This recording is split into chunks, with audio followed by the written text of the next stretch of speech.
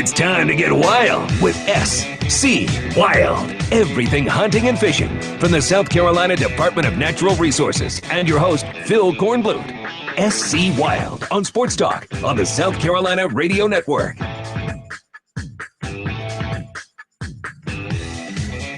We continue with this edition of SC Wild here on Sports Talk, South Carolina Radio Network. Phil Kornblut in Columbia with Carson Mason and the captain, Billy Downer, back in Sumter after being away for a meeting. He'll be back with us here in studio next time around on SC Wild. Let's turn the attention to something else you want to talk about, and that is the bear. That's correct. Black bears. A lot of folks in South Carolina do not realize that we have black bear in our state. Very common. In fact, we have a very healthy population in the upstate at around 1,000 animals. And we have a pretty good population on the coast. It's around 500 animals. Our coastal population is the one that's of interest because in the mountains, people kind of normally expect to see bears in the mountains. They think about bear in the mountains, but they don't think about it when they're at the beach at Myrtle Beach. And what they don't understand is that they are not that far away. When you travel 17 in some of those pineland flats and swampy areas, there are bear everywhere in our coastal area, particularly in Horry and Georgetown County, but also in Williamsburg, Florence, and Marion County as well. And that's year-round, not just transient, but year-round. In fact, last week, I had 3 phone calls about a bear sighting in Clarendon County in the Alkaloo area. And one was from a farmer, one was from, one was from a pastor's daughter on the way to church. You knew she wasn't lying. But she said, we about hit a bear. And she says, I'm not lying. I tell you the truth. But to everyone, I said, okay, that's normal. And they're like, what do you mean that's normal? Well, bear are in Clarendon County right next door in Williamsburg year round.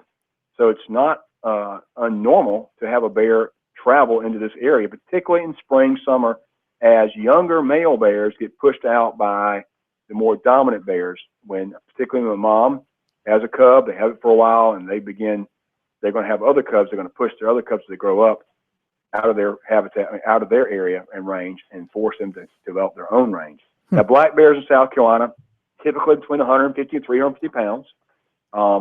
Females, that's a male, females between 100 and 250, but there have been bear over 500 pounds in South Carolina. In fact, the record is 609. We do have a bear season to control populations in the mountains, been there for a long time, but traditional, and we now have a limited season on the coast. Where do bears live?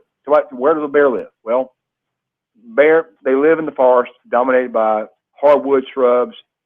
Vegetation like blackberries, pokeberries, wetland areas, swamps, and bays provide great habitat for them.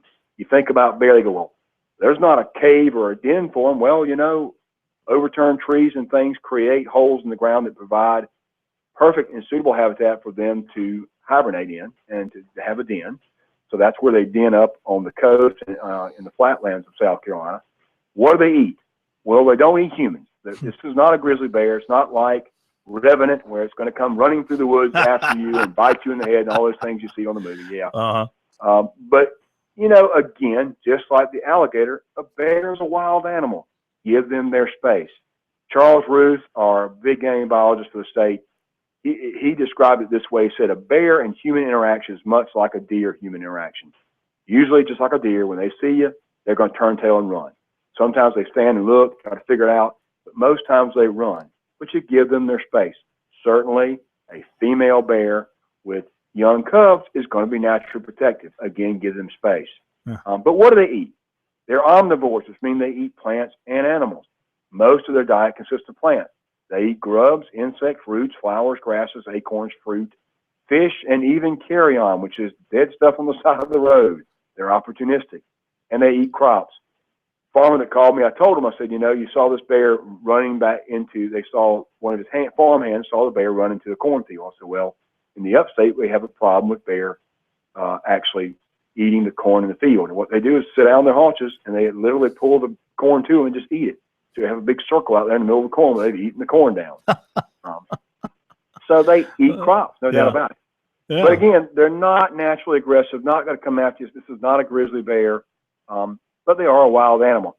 It's really a neat thing to think we have bear in this area of the state when we don't commonly think about it. But their population is expanding little by little, of course. They don't have a whole lot of natural predators. That's why we have a season for them. They live somewhere around 18 years in the wild, which is a relatively a long time for a wild animal. But it's neat to think that we have black bear in the state. Yeah.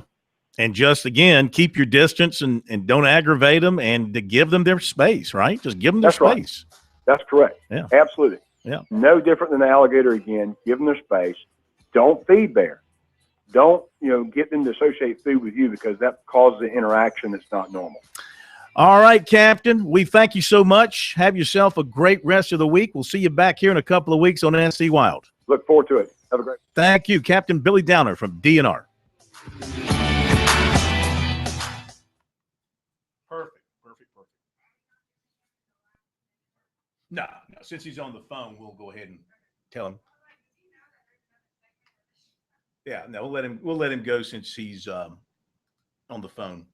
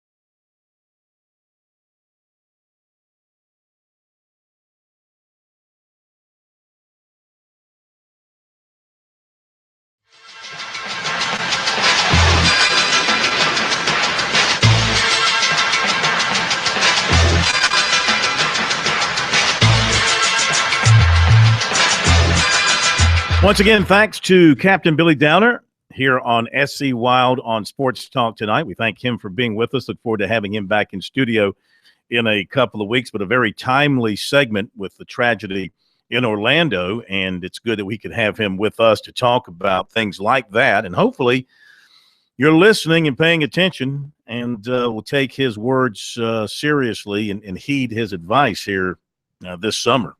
Stay away. I'm not one to tempt much of anything. I don't get people who like swimming with sharks. I don't get people who like jumping out of airplanes. But that's them, and that makes them happy. So be it. But I don't like seeing your remains come floating up to the top of the surface or something like that. Anyway, a couple of other recruiting notes out of Clemson. 2018 quarterback Emory Jones of Franklin, Georgia, highly recruited quarterback nationally, was at Clemson's camp today. And the Tigers offered wide receiver Elijah Shaw, listed at 5'7", 151. Snellville, Georgia is listed as his hometown, but it goes to Grayson High School. And, of course, the former coach at Grayson is now on Dabo Swinney's staff at Clemson. And so connection there, that could be one of the reasons. He's a 2017 guy, 5'7", 151. Must be able to run extremely fast at that speed. I would imagine that would be something that would attract the attention of the coaches to him. All right. Boy, it's been a busy show. Ray Tanner, Bill McDonald, SC Wild, little Dabo Swinney for you. Well, Jordan Spieth, Ron Rivera. We pretty much touched on everything. Braves are winning over Cincinnati, 1-0. Top of the third. Bud Norris, good outing for him so far. See if the Braves can pick up a win tonight. Let's see what other great stuff we have on ESPN to look forward to tonight.